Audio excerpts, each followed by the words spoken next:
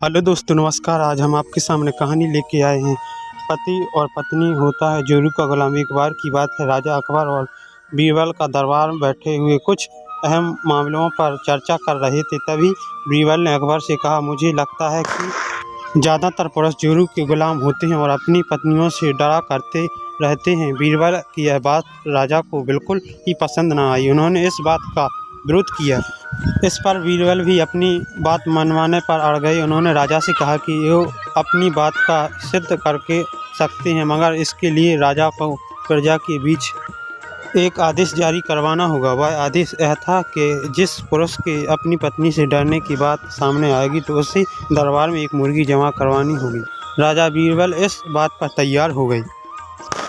अगले दिन ही प्रजा के बीच आदेश कराया गया कि अगर यह बात सिद्ध हो जाती कि कोई पुरुष अपनी पत्नी से डरता है तो उसे दरबार में अकबर बीरबल के पास एक मुर्गा जमा करवाना होगा। फिर क्या था, देखते ही देखते बीरबल के पास ढेरों मुर्गे एकजुट हो गए। सैकड़ों मुर्गे महल में के बीच घूमने लगे।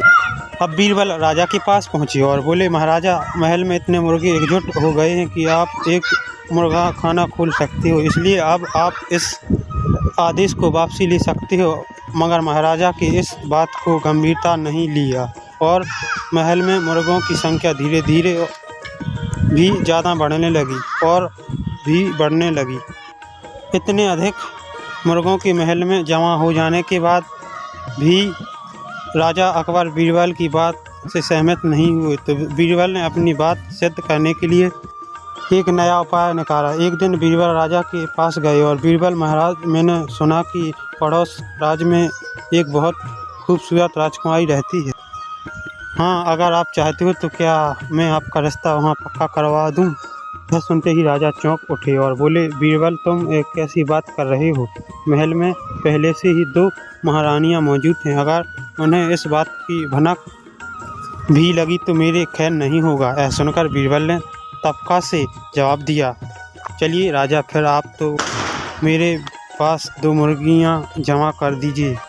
राजा बीरबल का ऐसा जवाब सुनकर शर्म गए और उन्होंने अपना आदेश उसी वक्त वापसी लिया। अकबर बीरबल की इस कहानी से हमें यह शिक्षा मिलती है, बातों की चतुराई से हमें किसी भी बात के मनवा सकते हैं। ज़रूरी है तो बस बीरबल की इस चतुराई को अपने पक्ष में रखना चाहिए। अगर दोस्तों आप लोगों को हमारी कहानी अकबर और बीरबल की सही लगी हो तो चैनल को सब्सक्राइब करें। दोस्तों, बेल आइकन को दबाएं ताकि जो भी वीडियो डालें उसका नोटिफिकेशन आप तक पहुंच सकेगा।